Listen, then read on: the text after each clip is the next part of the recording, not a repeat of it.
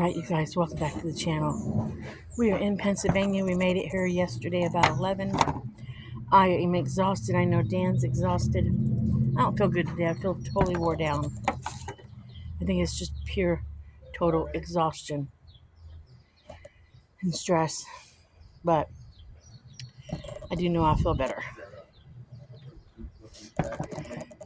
Oh, guys, I'm telling you guys.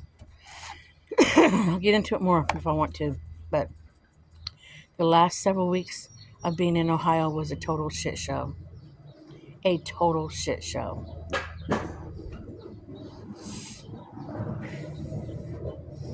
We could not wait to get out of there. I'm telling y'all.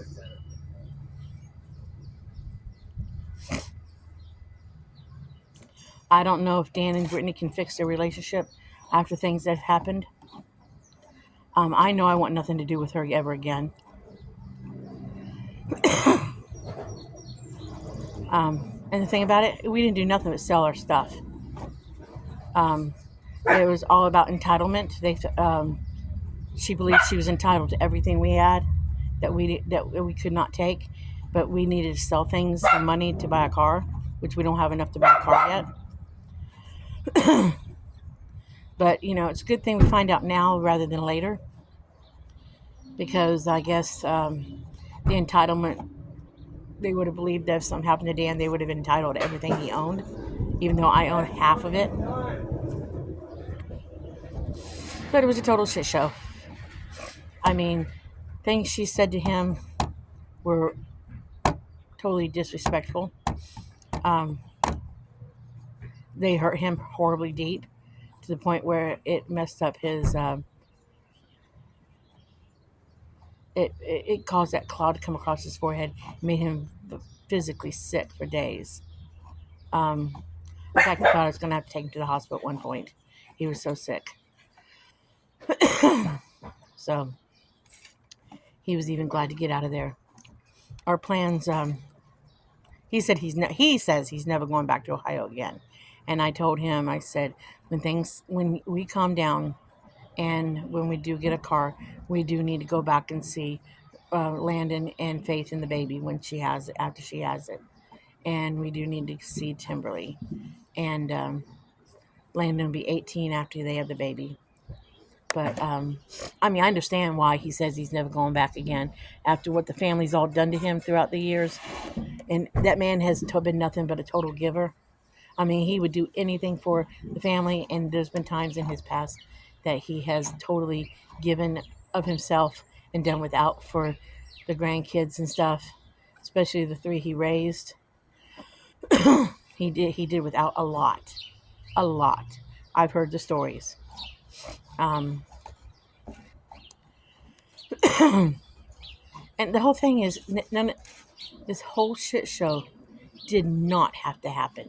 When we first decided to move to Pennsylvania, we had planned on having a huge family dinner, take everybody to a restaurant, have a goodbye dinner and everything.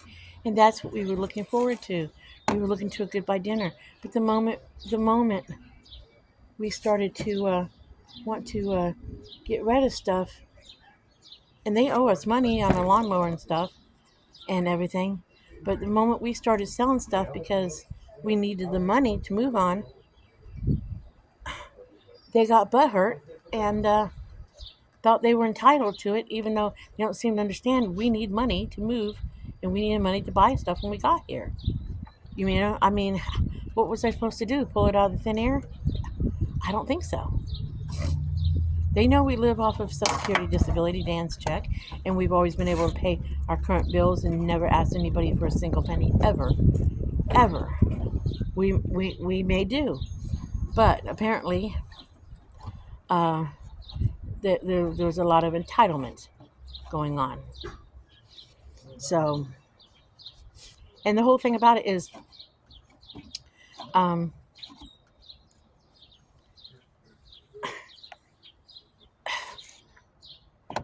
it all was my fault, and it wasn't even my decision to originally decide to move to Pennsylvania. I just supported Dan in his decision. But that's okay. as bad as I've been treated by his first dead wife's family, I'm done. I went round 2 with Brittany, and I'm not doing a round 3. Round 3 will be taking care of it all. I've asked nicely that everybody stop the shenanigans and stop the shit show. But of course, Brittany cannot stop. She sent Dan some horrible text messages yesterday. She can't stop the hurting. For some reason, that family continues to hurt after they started. I don't understand the need for that, especially if they say they love somebody. Why would they continue to hurt them? Because they're trying to hurt me. It ain't going to happen because I don't really give her. I mean, yeah, I got very close to her and everything, but, I won't even take that on crap from my own kids. So if I'm not going to take crap from my own kid, who neither one of my kids have never talked to me the way she talked to her pappy, if I'm not going to take crap from my own kid, I ain't taking it from somebody else's kid. So I can walk out and be okay. But if you claim you love your pappy like you love your pappy, why are you going to continue to hurt him?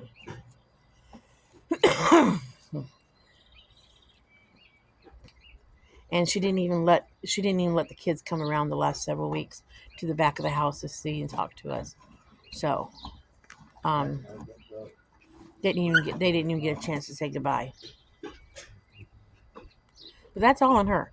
Why people use kids in the middle of being mad at adults, I don't know. That's not right. To use as kids as pawns. I mean, I had enough time when I was there the last week or so having to consult Harley's kids because they kept hearing the crap that Brittany kept saying and kept coming to me crying and saying stuff. And I said, babies, don't worry about it. Don't worry about it. It's okay. I don't care what she's saying. And they were like, you don't care? I'm like, no, I don't care. It's just an adult being a brat. And don't let it bother you because if I don't care, don't you guys worry about it. Because I'm not going to say horrible things to kids about other adults in their lives. I'm not going to say it to the kids because that's not right. You don't use kids in the middle of a fight. You just don't do it. You don't involve kids in a fight. That's not right. You should be a grown-up adult and not do that. So that's how my last several weeks went in Ohio. I mean, like I said, if Dan and her have a relationship down the road, I will not stop it because of their past. But I myself, I don't want one with her. Not after what she said to me. I don't want it. I married him. I did not marry that messed up family. I married him.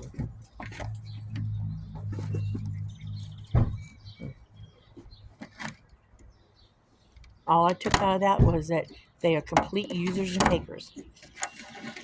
As long as you're give, they're happy with you. The moment you don't give them something, they throw the biggest temper tantrum you've ever met in your life, and they are horrible and mean and spiteful and say the most horrible, rotten things to you. Can hurt your feelings. Now, I have to say one thing, even though he has not talked to her sister in probably 3 years, I have to say one thing about her. She never cussed her pappy out. She never said horrible, rotten words to him, and she never made him cry like that, like Brittany made him cry. And yeah, Dan's a grown-ass man. He'll admit it hurt so deep that it made him cry. And you can't take back horrible things you say to somebody. Hey, pickle pussy. You can't take back horrible things you say to somebody like that when you hurt them that deep. Well, I'm going to let you guys go because the neighbors turned on some music and I don't want to get this cut off. So I'll talk to you guys in another video. Remember to like and subscribe. Be happy, live happy, do happy things. And we'll talk to you guys in the next video. Bye.